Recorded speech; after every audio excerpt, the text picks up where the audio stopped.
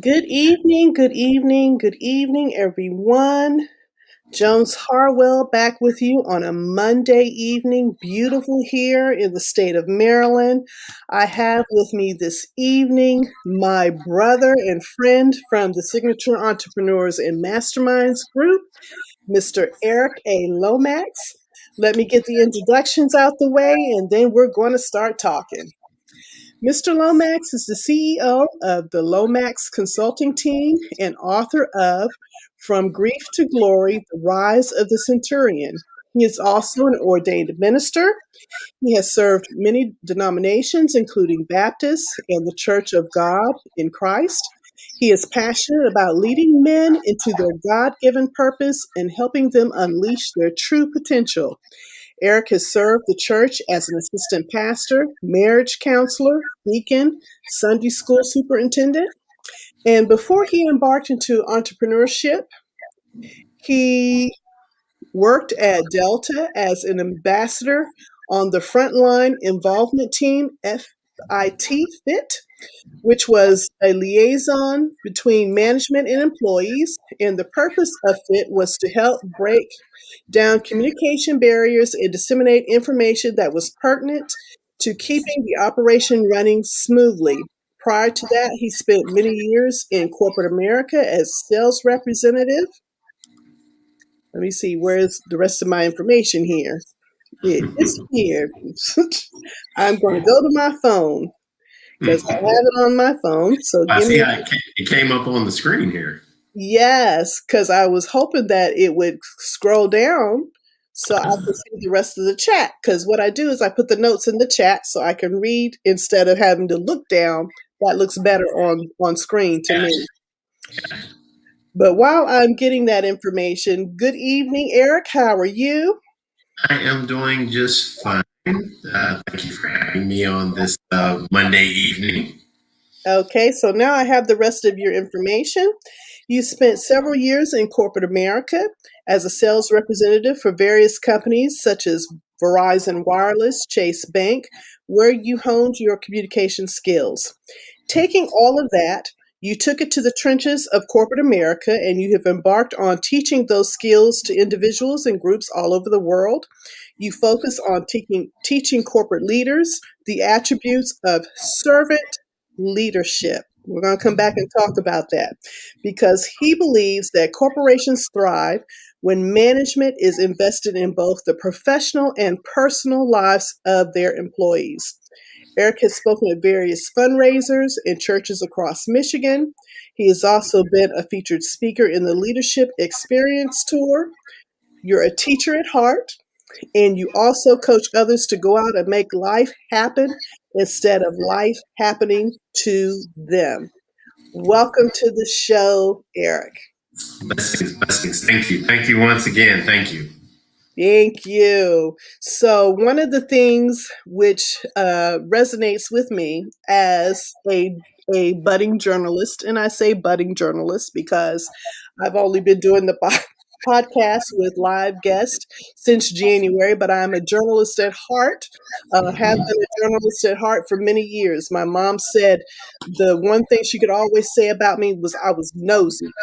Growing up, I would be looking out the windows, studying the scenery everywhere we would go because I was interested in what people were doing. So I'm Mhm. a people watcher, investigator, love to share information, and this is what we're going to do this evening.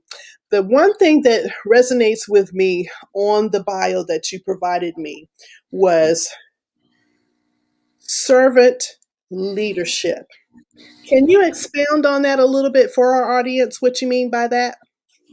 Of course, traditional leadership models is kind of from a militaristic viewpoint, as a you do as I say, not as I do. Um, but we have most traditional models of leadership involve the CEO, his subordinates and underlings carrying out whatever his wishes are and whatever the corporate vision is at that moment. And we've gotten lost in the fact that we've gotten more concerned about shareholder value as opposed to employee value and morale. So what servant leadership looks like in my book is basically an upside down approach to the pyramid. If you know the pyramid, you've got the CEO at the top. Well, if you invert the pyramid, the CEO is at the bottom. The majority of the employees are at the top, and so you work back up through those ranks to reach those employees and take a vested interest in not only their professional development, but also their personal development. And why I believe this is because we've gotten to a point here now where we spend a majority of our living hours at work. Mm. Spend more time at work than we do with our actual families. And so Right. our work families have become just as important, if not more important, than your original family. So you have to be able to lead those people in a way that will get them invested into you and into your vision and into your company and the direction that the company is going. The only way to really do that successfully is to take on the role of the servant. Whereas I'm not here for you to do as I say. I'm here to ask you and to help you and to help you understand what is it that what will it take in order to take the company to where my vision is looking towards. And so if you follow, biblical models, Mhm, mhm. it says to write the vision, make it plain, so that they that read it can run with it. So a part of servant leadership is writing that vision and investing the time to make sure that your subordinates understand that vision, that they buy into that vision, that they can successfully execute it. And if they can't, then what do we need to do to make sure that it can be executed? And so, Okay. Let me pause you for a minute. yeah, I'm getting a little echo on your end, and I want to be sure that everybody can hear you clearly. So, okay. can you make sure that you don't have any other interference on your end because it's just coming from your end? It's just coming from my end. Mm-hmm. It might be the room. Let me grab headphones, Okay. and that may give me just a second. Okay. While we're waiting for Eric to come back, because I do want you all to be able to get the information that he is giving us this evening, because it is some valuable information on communication skills.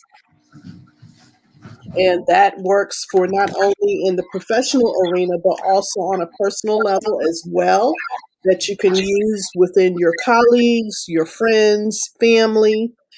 And oftentimes we do forget and get excited in the presentation and the information that we want to present and do not practice good communication technique skills. Okay, let's see if we can get hooked up here. All right.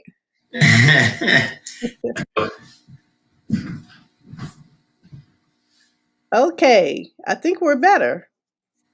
How's that? Sounds much better. Much better. Okay.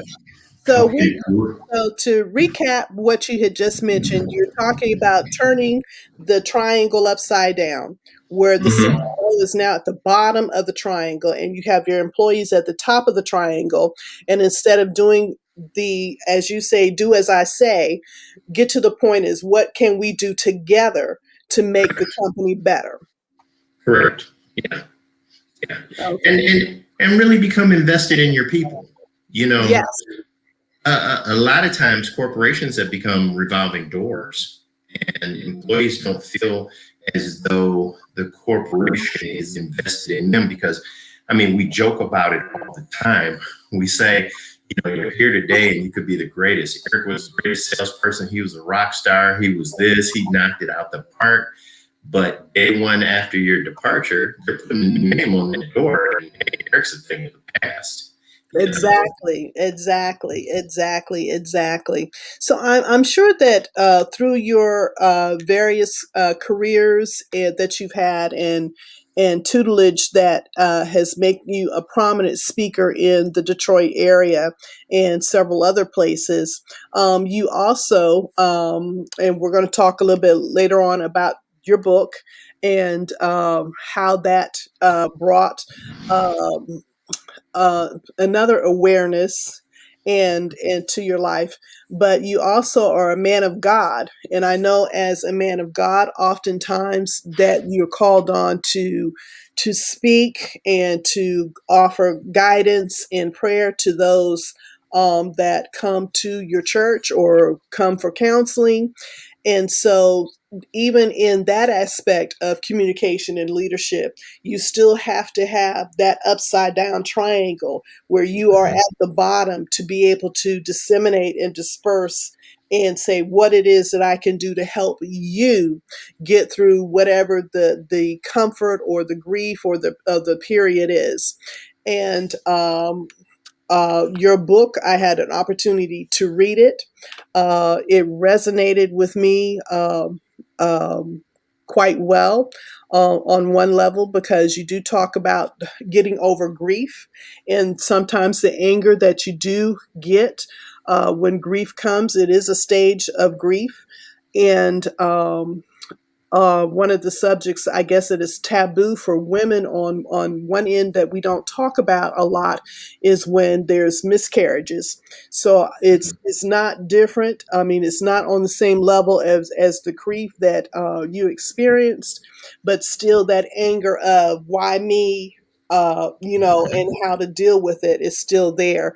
And so, talk a little bit about your book and how that platform can help other individuals and men specifically, because I think we've had this conversation before within our business group, how men don't open up a lot of times and share their feelings and share that grief. They keep it bottled neck so much inside. And then what ends up happening is that here the stroke comes, here the heart attack comes, here all these other things come because they don't know how to gracefully, or it doesn't even have to be gracefully, find a way that you can have an outlet to get that grief out and deal with it. Hmm. Yeah, and I mean the physical symptoms are real, but I think a lot of times what we don't focus on is the emotional symptoms. Hmm.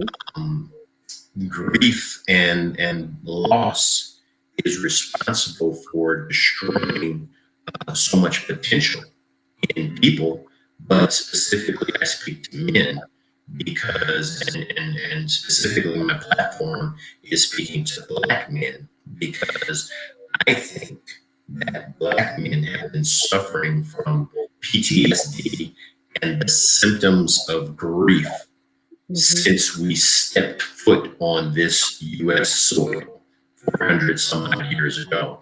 And it's never been addressed. We've never looked at it, but we've seen all the symptoms of it. We've seen the anger, we've seen the depression, the doubt, things, those 5 stages really working themselves out.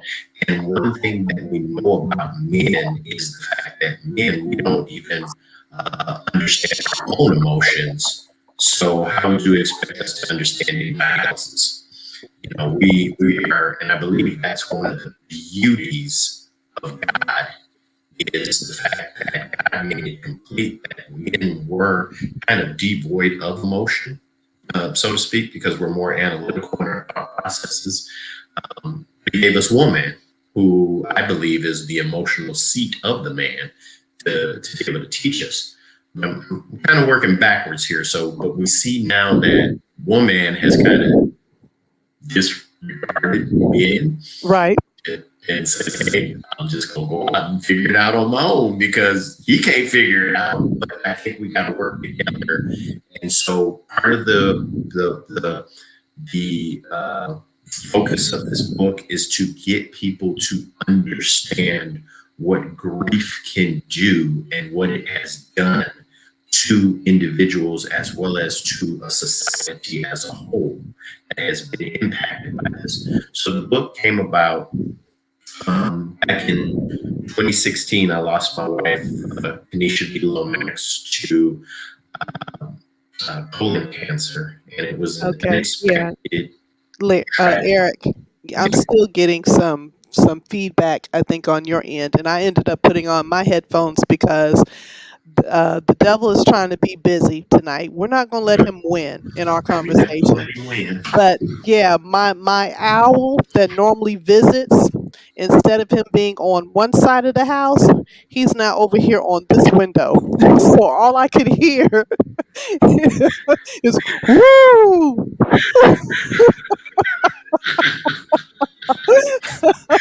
Oh my So goodness! I'm like, okay, my little protector is sitting outside. You done moved to another tree. Why you want to come over here? And I don't know if Why? it's because I got the light on this side of the room. Oh wow! But Oh I mean, wow! he is loud this evening. He is loud. Like you disturbing my peace or something. But you know what? That helped because that helped clear up our sound. So Okay. please continue. Okay. And so I lost her to colon cancer at a very young age. She was only 32 years old. It was a tragic death, and it was something that like came out of a movie. It was just perfect scripted. We were on a vacation, enjoying ourselves and enjoying our life, and then 3 days before the vacation, she, became ill. And when I got her home and the doctor did the examination, it was like something out of a movie. The doctor came in, and I'm thinking, like, okay, at worst, what, you got to do some surgery to get her back together. It should be okay, after that. And he looks and he said, she's got about 12 months to live. Mm, And I'm like, what? So it was just like, I likened it to the Bugs Bunny cartoon where Daffy Duck is standing on the railroad tracks and the freight train is bearing down on him, and all he can see is the light, and he just looks and says, "Mother," because he doesn't know anything else, But so I got ran over by a freight train because she didn't last 12 months. She passed in 6 months. mm, So I had to watch my wife die. And for men, that's, pretty catastrophic because men were fixers. We want to fix everything. I couldn't fix this. There was nothing I could do. Nothing. I begged, I pleaded with God. The church begged and pleaded with God. We, fasted, we prayed. We did everything, as you can see in the book, we did everything that we were taught to do, and it didn't come about. And I think this was a big awakening for me that, some of the things that I've been taught in the church were kind of fluff and not really real, so to speak. But some things probably were just in God's doing. I don't know. We don't understand why God moves the way that He does. mhm, mhm. That's Now true. He often does. Sometimes he will give you an answer, and sometimes he won't. You just have to just trust that he still has always our best interest at heart. And the adage that he will never put too much on you that you can bear. He knows what we can bear. Sometimes the testament is in bearing, mhm, and mhm. with that, you birthed a lot of things through this Yeah, pain. yeah. So, and that's what I finally came to because, but going through it, you don't see it. And so I remember a pastor friend of mine coming to me, and he told me, he says, "You're in a fog right now, and you can't see anything. You can't see sunshine." He said, "But trust me." And he was speaking from one who has knowledge because he lost his daughter, years ago, and his daughter passed away. He said, "Trust me, the sun will shine again." And I just looked at him at the time, and I couldn't. He was right. I couldn't see anything. All I could see was the anger that consumed me, the doubt the grief. I was full into it, but everything was turned towards God. And I was really, just because I just thought, I don't know, for some odd reason, I was like, God, I'm your boy. If you're going to do it for anybody, you're going to do it for me. I thought that's the type of relationship that we had. And when he didn't do it, I was very discouraged, very distraught, to sit there and watch my wife, pass, and, to see the beautiful, vibrant woman that she was reduced to nothing. So it was quite an experience. And, I don't understand what the tipping point is. Like you said, it's interesting that you said that scripture, you're putting them on you, then you can bear. But sometimes you get to a point where you think, I can't bear this. I can't bear it anymore. And just when you're ready to give up, just when you're ready to let go, that's when he steps in. And it's not a big, the thing about it is, it's not something huge, even though he could. He's God. He can make the grand entrance and everything. However, little small voice, little steel, little spark, little thing would not let me give up because I wanted to give up. I wanted to let go. I wanted to curse God, like in Job. I wanted to curse God and just, let me go. But he wouldn't. And I believe that he brought me through this process to be able to speak to men, because we go through this. We have to deal with this. We have to deal with our emotions and the grief and the anger. And we see now that we don't deal with it the right way. We take anger, and anger runs out of control. You know.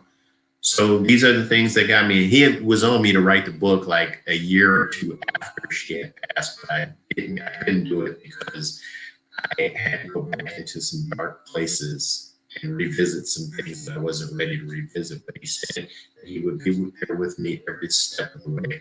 And at the time of writing the book, I didn't think that it would amount to anything, because after I finished writing it, so, okay, I wrote it now. So what? I did it. So, I'm sitting there mocking it. Even in that, I'm like, I did it so well. But it opened doors, and doors began to open. And it's why I, met the Sims group. It's why I met, other things, and it's opened other doors as far as speaking and being able to speak on topics that you didn't think that you really had much insight into, but going through something like that gives you great insight.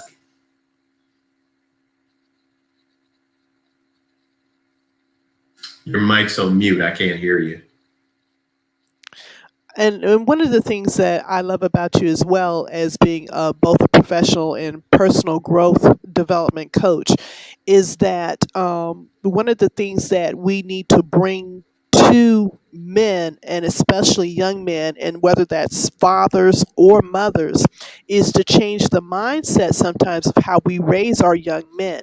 We have to raise our young men to be able to, of course, have that symbol of strength that that I think is needed, regardless to what your whether you're male or female, but also to be able to find a way that they can communicate their discomfort without looking weak, because a lot of times, past, they would always say, you don't cry, you know Mm-hmm.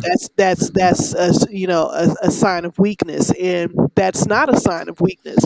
That it takes a lot to be comfortable enough to cry in front of somebody, and have a confident strength that you need to do this to get from point A to point B.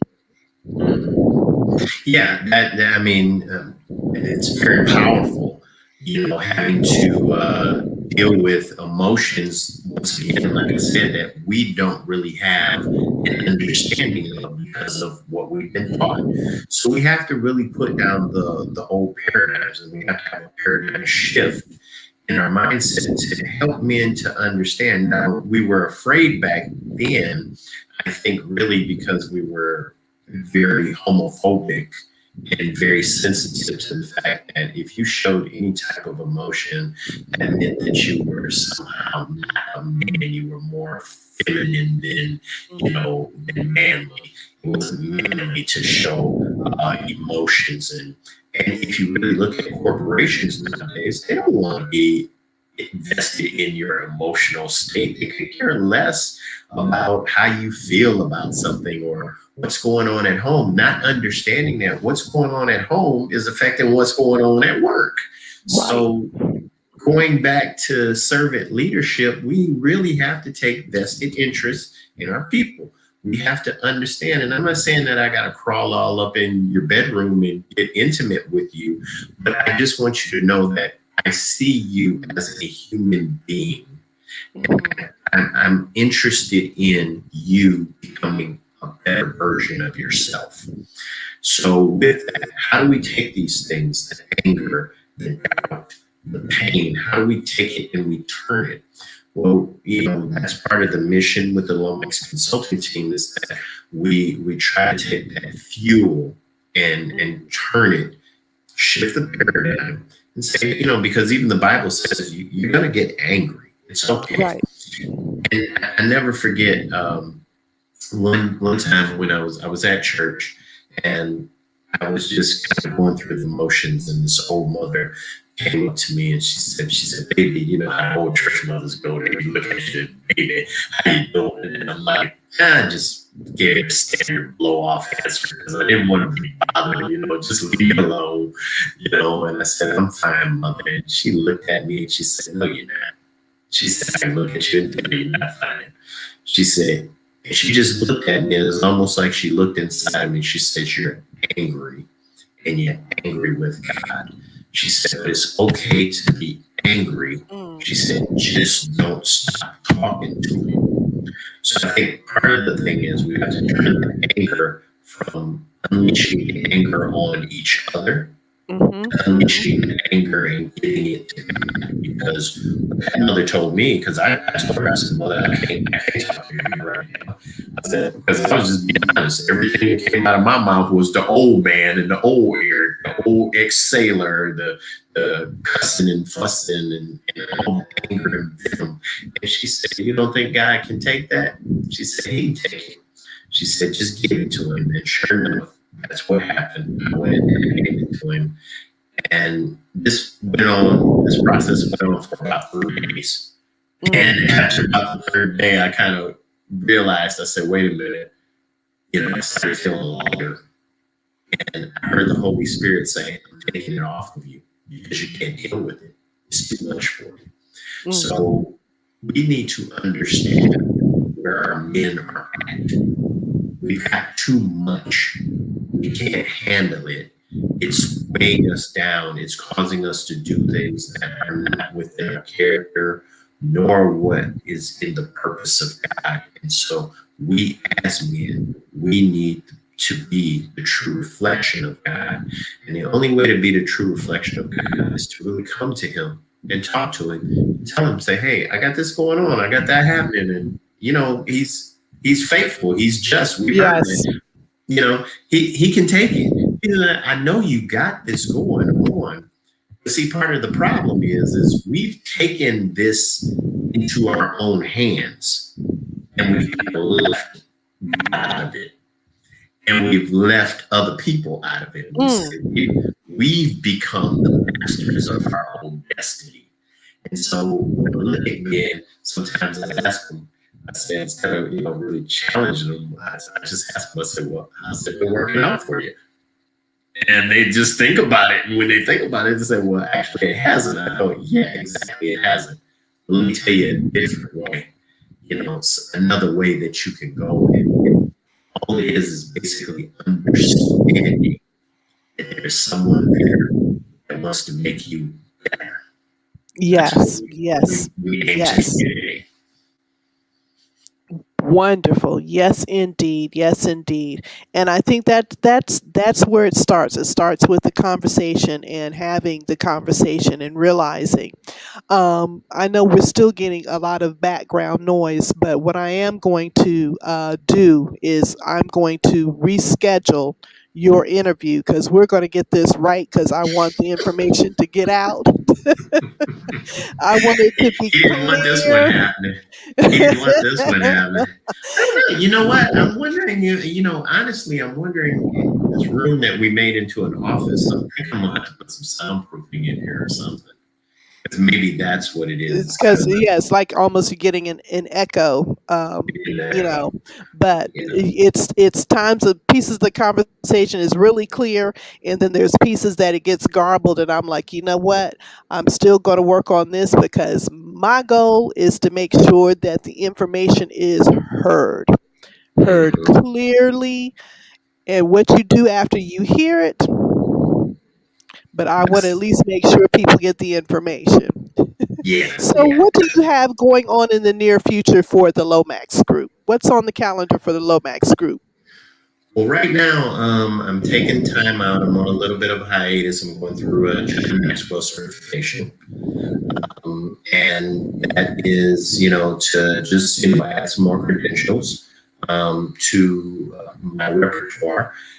But we are looking, of course, we know the pandemic has severely impacted everything as far as speaking Hmm. and things. And so we moved to these platforms and these mediums, which have been okay, but I just can't wait to get back out, Yeah, so, there is something about speaking uh, and engaging with people in public, that right, one-on-one touch, that eye contact that you can do, because sometimes you can catch some of the sign language, the body language that tells you maybe you need to deep dive, deeper into a mhm, discussion, or bring something out, instead of glossing over something that you normally would do, I think, in a virtual setting.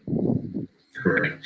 And so, and it's a way to, once again, with the servant leadership, is being able to touch people and to let them know, hey, I'm here. And, if you need somebody to talk to, I went through, I believe, and to really get people to understand, you don't go through things for yourself. You Mm. are going through something, whatever it is. It could be a job loss, it could be a loss of a spouse, it could be loss of a child, whatever it is. There is a reason and a purpose for it. Mhm. And Mhm. so helping people to find the point where, hey, don't jump off the deep end, find the purpose, find the Mhm. reason. That's what. So in this time that we're revamping and regrouping and getting ourselves together, I'm just going back in kind of like the think tank. I want to do some workshops maybe in some small groups to be able to really do some intimate encounters and touch people. We're also probably going to be starting up our podcast. Mhm. Oh, okay. Coming, yeah, coming here within the next month or two. I've got a young lady that want to work with me. As far as that goes, that's going to be coming onto the Lomax platform, and she's a very dynamic young lady. She's been through a lot, got a lot of great stuff to share, and we'll probably just go out there and try and organically rebuild, from post pandemic, Mhm. and try to get out there and hit those companies and corporations and small businesses. Small businesses are, I think, great. Of course, you would want to go speak to a corporation like Delta Airlines or something like that, and that'll come in its time. But the entrepreneur is the people that we want to really touch because they're going to touch and impact people intimately and on that small platform. And so we'll be able to grow and touch one at a time. And once again, I like to keep things from a biblical perspective. We get so caught up on the 99, but God just said, we'll get one, you know. So just do one. If I can reach one person, and that one person can reach another person, we can start Exactly. moving. Exactly. Exactly. It starts because you never know who's going to be in the audience. That one person that needs to hear the story, the one person that needs the one-on-one conversation, because as you said, it's a ripple effect. It goes to the next, and pay it forward, and pay it forward, and pay it forward. And y- I am going to ask you for your contact information. And Mhm. offline, we're going to reschedule this because I definitely want the information to get out again, and where we are clear and the information giving that everyone could do, because I know I heard you say you're getting ready to do your podcast, and I'm looking forward to getting that. And then your Mhm. relationships that you're going to be establishing with the smaller businesses as well as corporate businesses as you continue to revamp platforms, and as everyone is doing, coming out of COVID back into some semblance of what our new normalcy is going to be for a while. Because Mhm. as America, as a country, we have the tendency that we'll do things for a minute, then we get comfortable and forget, and Yeah, then we start going back to old ways. let's So hope not. I'm hoping that this sit down that everyone has been able to have to do for the last year and a half will start to bring back conversation. Will start to bring back some working together. Mhm.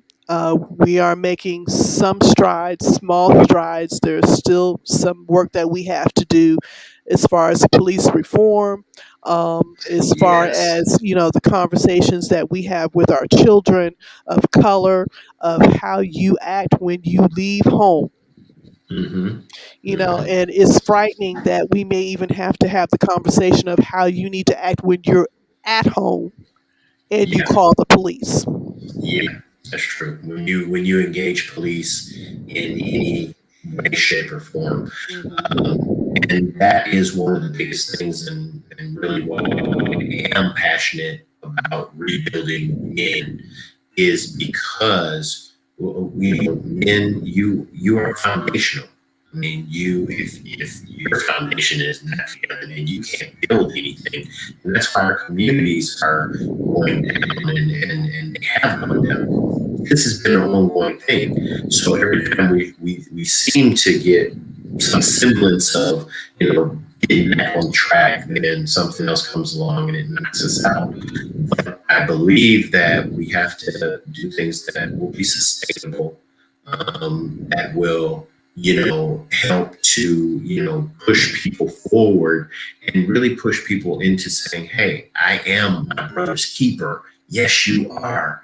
You are your brother's keeper. There's nothing wrong with it. There's nothing wrong with a man saying to another man, hey, bro, I love you.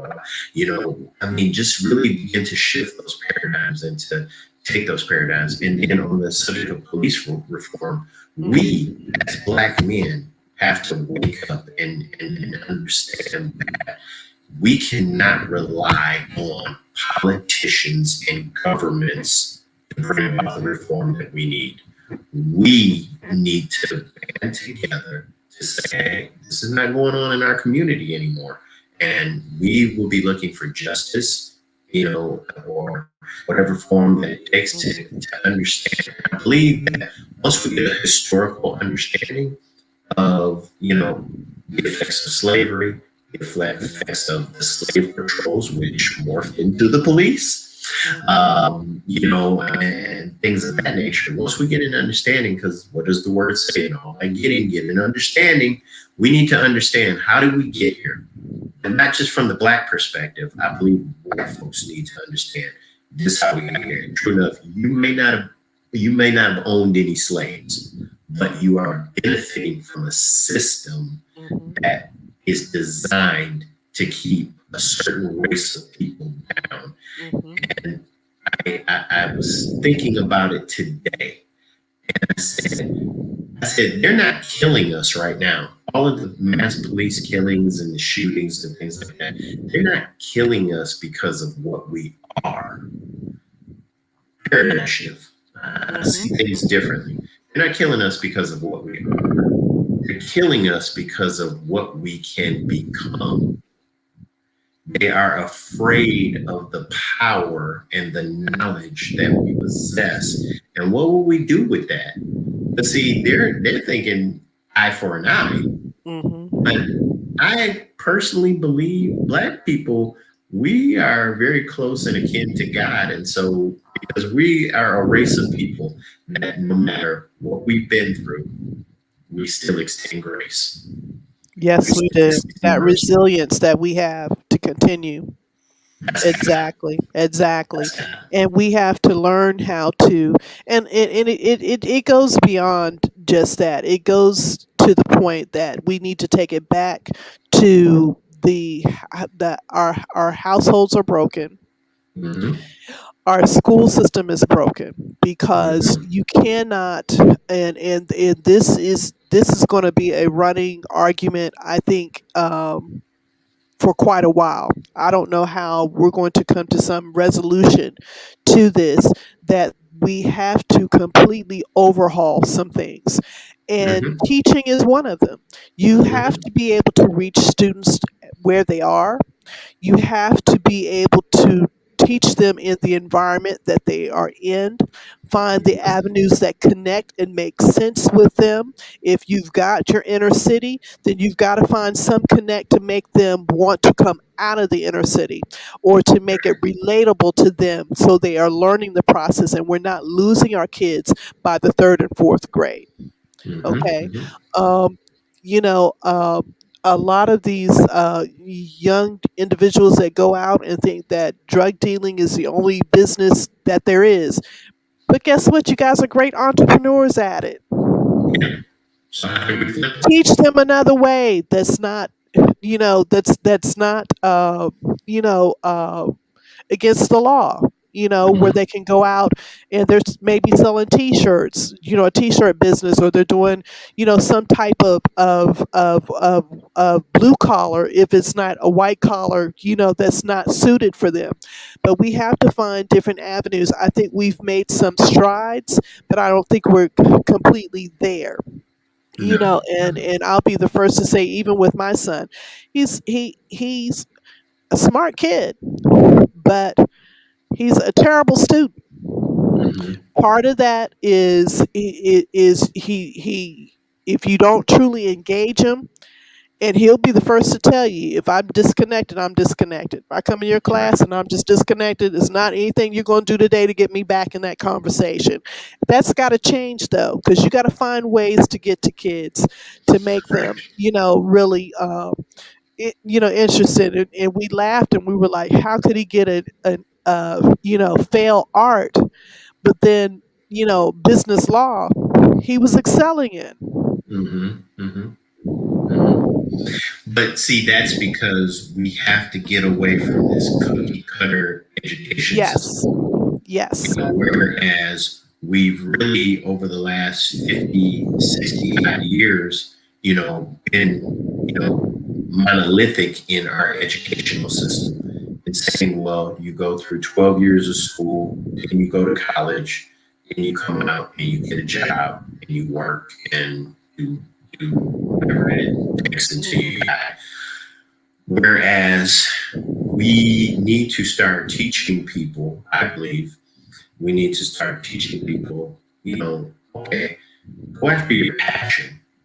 Go after what is it that you would do. Like when I counsel certain individuals, I ask them because they say, well, I'm thinking about a career change because I'm not happy with what I'm doing. I said, well, what is it that you're doing? And they tell me, and I said, well, what is it that you want to do? And they say, I don't know. So what do you mean I don't know? And they say, well, I've been doing this for so long, I really don't know what to do. And so my question to them, I said, well, what is it that you would do if it was for free? And nobody would pay you. What would it be? So, like you say, it might be art, it might be Mhm. business law, it might be, it might want to be a library, be a law clerk or something like that.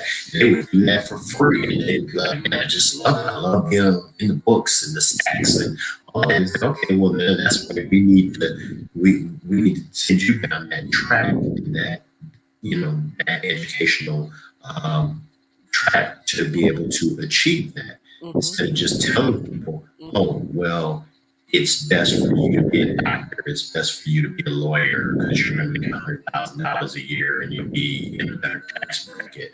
We've got to get away from that because it's not money that is fulfilling people, it's purpose that fulfills people.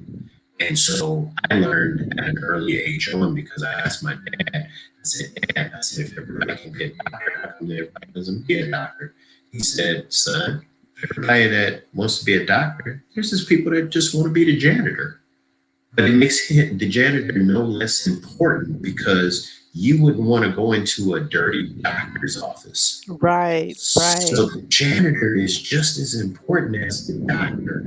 And unfortunately, our society has emphasized, this 1% more than the typical American blue collar worker, which has been destroyed. That Yes. has been destroyed.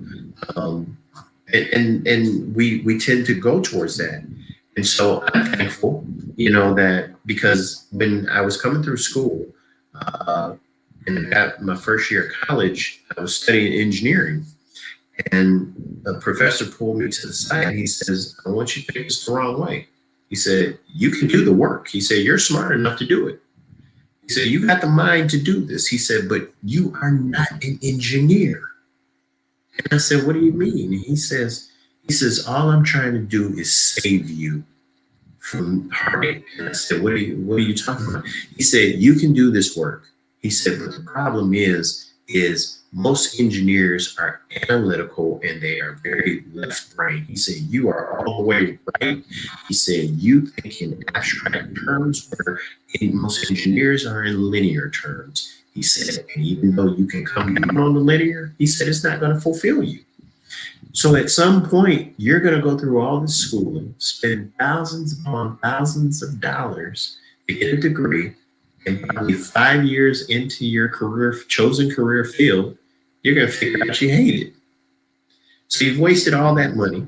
Now you go out and you got to find out your career or what it really was when we should have been identifying from grades 3, 4, Right. and working through that. Right, right. And that's the testament of a true professor that can see that and target that. Because I remember in junior high, well, I wasn't in junior high school, I was in high school my junior year, and I had a teacher that saw my ability for writing and recommended the career. And of course I moved the middle of my senior year and went off a different track. But when I finally did go back to college and I was in IT and figured, okay, I've been in IT all this time and I'm just going to get the IT degree. And a history professor actually said to me after she read my term paper that I filled in, and she was like, "Why are you not a communications major?" She said, "Because you tell a great story." She said, "And while I'm saying that, think about teaching." But even then, and I was in my 40s, doing this career, but it was that made me do shift back to what my true passion was and what I enjoyed doing. So I went on ahead and got the degree in communication studies, even though I was in IT, and then went on to get a master's in early childhood education, thinking that would be my second career. And the second career now is this, but not to say that I would not get back to volunteering and teaching and doing the reading, because reading is my platform. I'm a firm believer that if you can't read and comprehend, it doesn't matter what you try to do. You have Doesn't to have matter. that knowledge and you have to have that understanding to be able to do anything, math wise, English wise, history wise, cooking wise, Mm-hmm. designing clothes, reading music, athletic wise. All of it ties together. But reading has to be, because the adage, the old adage, another saying that they always said to us, knowledge is power. And my Mm-hmm. grandparents and parents were huge on that. Knowledge Yes. is power. Once you get it, no one can take that knowledge from you. They can strip Exactly. you of a lot of other things, but they can never strip you of your knowledge unless you Exactly. allow them to. Exactly. And that's true. And the knowledge is important. That's why they've been trying to keep it from us for Hmm. so Change long. it. Change it and give us false knowledge. And our schools are underfunded. These things. So what can we do? Just like you say, there are many different battlefronts to this war that we're in. Mm-hmm. So I think sometimes it can be overwhelming. But I think if we look to God and we just, look at it from the standpoint of, once again, let's not take this and see, we've got to get off of all of these petty arguments. If I say, like, hey, let's look at women because we are foundational. And we've got to get away from this petty argument of women saying, well, we matter too, and we're just as much. I know that you matter. I know that, trust me, if it hadn't been for women nowadays, where would we be? Especially black Right. women. Where would we be? You took up the mantle, you took up the slack. But I think now we have to come in alignment and understand, A, how did we get here? B, what's the history behind us getting here? C, how are we going to go forward and make it better for all of us so that we can get back to what we were really designed to do? And that's maintain, build successful families, and maintain healthy relationships and healthy households. That's what it all boils down to. That's the knowledge, that's the understanding. And a lot of that is, like you say, the knowledge has been hidden from us. If Right. most Black women would take the time to really understand the concerted effort that this country has taken to destroy their men, then they'd be like, well, oh, okay, well, we can understand that. Maybe we can be more sympathetic towards this, or we can offer some type of assistance. Mm-hmm. It's all about strategies, and it's all about, preparation and looking at things in a way of, hey, I mean, like we say, life is a game. It's all a game. We're going to play it to win, you know, but we're not winning right now. Us as a race of people, we're Right. not winning. We're fighting a war within, and we're fighting a war without. You know, Exactly. and so once you got that, you really is it. It's gonna take God to get us, together. And so that's what we have to do. And unfortunately, now, to segue, we are kind of getting away from God. Even our young people, they don't have the same type of reverence or same type of, understanding that we had. You know, and I'm not trying to shove that down people's throats. I'm just saying, hey, there's a better way. There's a Exactly. way Yes. that has been designed that is less taxing, less stressful, less, wear and tear on your body. He wants you to do good and to prosper. So why wouldn't you want to look at something like that? You talked about you made one statement and you said, about the drug dealers. And just looking from a historical standpoint of, okay, after slavery was abolished in the 13th Amendment and that came about, then you had what was called the Black Codes. And the Black Codes were responsible for the Jim Crow laws. Well, Yes. part of the things that happened in the Black Codes are things that are affecting us even to this day, because when the Black Codes came about, they said if you are incarcerated in the criminal justice system, You you are cannot basically, vote. you Mm-hmm. can't vote. You're Mm-hmm. basically taken out of society. You can't hold a job. Mm-hmm. So right then and there, they're taking away two key facets of foundation. I can't provide for my family. And I can't change the laws. And I can't change the laws. Exactly. That's military Mm-hmm. strategy right there. Mm-hmm. Mm-hmm. I'm gonna cut you off at your foundation and choke you out. So now your men are the new plantation, which is the prison. Okay, now you got them housed up there, and then when they come out, they're no good for society because you give them no rehabilitation. You made them into something worse than what they are. Once again, grief and anger and all these emotions are working, and you're working overtime to keep us down and out. So all I'm trying to do is to shine a light and to say, hey, it's time for us to start looking at things. Not only for us as black people, but also white people. I'm pretty sure at some point in time, it's going to get around the white folks. They're going to be like, wow, we didn't know this stuff. No, you didn't, because guess what? Unbeknownst to you, history was not taught correctly to even you. Exactly. Exactly. Thank you, Mr. Lomax, for joining me this evening. How can people reach you? I'm real easy to reach. You can email me at elomax, Lomax as in X-ray 524 at gmail.com. That's my email address. You can also hit me through our website, the Lomax Consulting Team.com.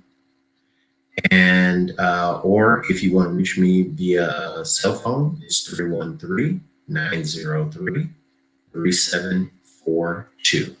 Okay, I'm going to put this in the chat. So let me get the website. I got your email, so let me get the website again. That is www.lomaxconsultingteam.com.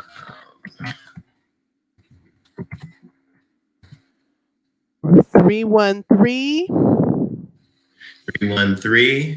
313-903-3742. 42. All right. Okay, I got all the info here in the chat.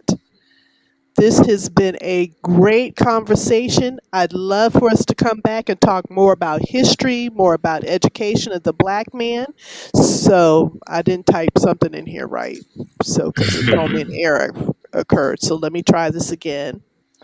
Contact. Maybe my fingers are working too fast.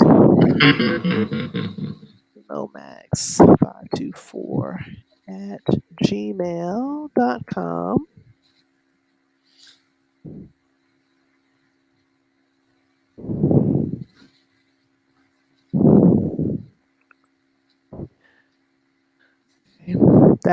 That's right. Okay.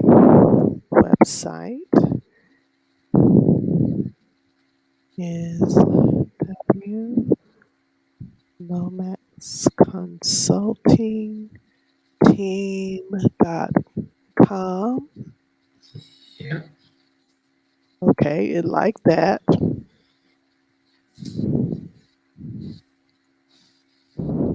I have a funny story to tell that I am always a creature of habit. So when I was going through grad school, I made sure that I had more than one, a desktop and a laptop, so I could always get my work done. And when I decided to start my business, I decided that I was going to have a laptop, and then I finally invested in an iMac. And had one of my very first interviews, and I'm very animated. When you meet me in person, you'll see I'm always talking with my hands. And I Yeah. had a glass of wine on the desk with me, and I'm just talking and knocked over the glass of wine and went right into my keyboard. And I'm thinking, I've had this all of 2 weeks. Oh, wow. And I, was able to clean it up, but I was like, I cannot afford to buy another new piece of equipment. Another new piece of equipment. There So you now go. the water or the glass of wine or the cup of coffee goes on the side, completely off the Way table. off. So you get a wine. Right. So I could just, but I was like, okay, lesson learned. Can't do that. But I Yeah. have enjoyed our conversation for this evening. I'm going to apologize for our sound. I am going to reach out to you. We're going to do this conversation again before the end of the month. I'm going to try to get you in before the last 2 weeks. I'm doing the 30-day countdown.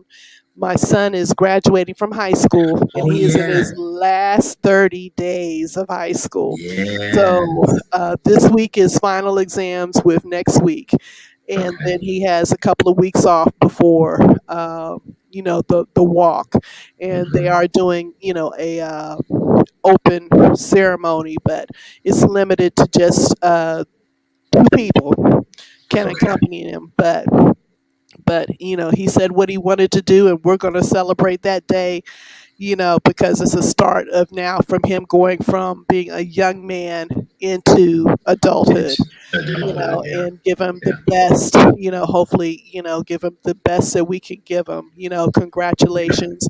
And still, I'm going to reach out to a lot of his coaches that has coached him along the way for baseball and football when he played football, to give him some words of wisdom to take with him to college that he can have on his phone video. Hmm. So Yeah. he has that bridge and that mentorship and that village still around him, because that's important.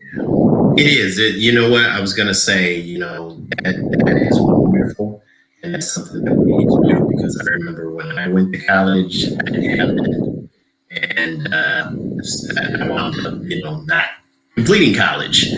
Um, but it would have been nice to have somebody to say, keep going, keep doing. Yeah, you're Mhm. going to run into obstacles. When you're that young, 18, 19, 20, going off to a school where, you're on your own. You still need that little bit of, hey, okay, I'm not trying to be your mom. I'm still your mom or your dad, but I'm still going to be there, you Right, know, right. to push you. And so that's wonderful. So tell him definitely, tell him he's going to need that more than anything. Because there's Yes. those days, you get that professor don't care whether or not you there and this even, they don't care that college got their money. That's all they care about. That's exactly right. That's exactly right. And I know that I didn't go to college right away. Both of my Mhm. brothers did, straight out of Mhm. high school and finished. So I was the last of the group to get my college education, but I got it at a time that, in my late 40s, that my son was able to see me go Mhm. and Yeah, finish. and And finish. that's Yeah. what I wanted him to see, that Ma Mhm. still had this dream and still had this goal. And even though a whole lot of time had elapsed, I still made the effort and put the effort Mhm. forth to finish. So, Mhm. I went from getting an undergraduate right into getting a graduate degree, and then Mhm. continued working on my doctorates and stopped. But that's my Mhm. goal too, is to eventually go back and get the doctorates. And get And to that's doctorate. just for me at this point, that Yeah. Yeah. because I have a love of learning. Mhm. And that's beautiful. I mean, we need people, like that. Definitely. And so just tell him, do his best, and just never hesitate to reach out because you can get isolated, and that's the worst thing you want to be. You don't Right, want to be right. out there by yourself. I think that's the best piece of advice that everybody says the same thing. You're going to make Yeah. mistakes, but when you feel you're getting overwhelmed, Mhm. reach out to somebody. And that's the thing. I think we really have to kind of once again paradigm shift. You know, I'm actually working on something right now. It's kind of like a little bit of a campaign called "I'm a Loser." You know, Mm, and because there's a scripture in the Bible that says you got to lose in order to gain. See, we think of loss as, oh my God, it's devastating. Oh, we made the mistakes that we made. Oh, I didn't do what was right. I didn't do this, and we beat ourselves up so much over it. When it's just another chapter in the book that's being written about your life. So how you right. gonna end that chapter? You know, we got to begin to look at this as life experiences and not as Hmm. death sentences. Or oh, you'll never amount to anything because you didn't, get an A on this test. We beat ourselves up so much about Exactly, perfection. exactly. And failure actually is supposed to make you stronger, strengthen you, Yes. You learn lessons from failure. Yeah. Everybody's not supposed to get it right the first go round. No, no. Well, I mean, look, Bill Gates. I mean, how many times did he fail? But the man's worth 120 billion. Hmm. But how many failures did he have to go through in order to get that? So we have to start to look at things. Like I said, it's a paradigm shift. We have to kind of throw out some old thoughts. And I kind of think about this from the standpoint too, because when I was raising my first child, only I went according to how I was raised. It Hmm. wasn't the right way to raise them because it's a new day and age. So we can't always rely on, the old things from the past. The past is valuable. It does hold certain value. But certain things, I believe that we just have to let evolution take place and we have to evolve and say, hey, well, you know what? We've been locking folks up for 100 years, and how's that work out for you? Well, actually, Hasn't it hasn't. worked. It hasn't worked. So you think we might want to try something else here? Oh It's no. like, no, We like the status quo like it is. yeah, No, well, we don't. no, we don't. Depending upon who you Yeah, talking to, they'll be quick to tell you, exactly, no, we don't. exactly. So we got a lot of work to do. So that's what I'm Yes, we embarking do. on. Yes, and I'm going to leave the conversation at that. We have a lot of Yep. work to do. We still have conversations to have. Thank you so much, Eric, for joining me this Thank evening, you. and Thank I you. appreciate Blessings. it. Yes, indeed. So, for all of you, this is going to conclude our program for this evening. Join me again Friday evening. I'm going to have Betty Insminger. I hope I'm saying her name correctly. She is going to be joining me on Journeys with Jones Harwell, and I cannot wait to have a conversation. Now that lady is was featured in Sharon Bullock's "Embracing My Sexy 60s," All and right. just beautiful, beautiful. And she's going to talk about fashion. She's probably going to talk about some women things too. But I'm looking forward to the conversation. I hope to have you back soon. I'm Yeah. looking forward to your podcast coming out and all the great things that you're going to be doing. Thank you again, Eric Lomax, for joining us on Unapologetic Features. I'm Jones Harwell, and this has been Journeys with Jones Harwell. Good night, everybody. Good night.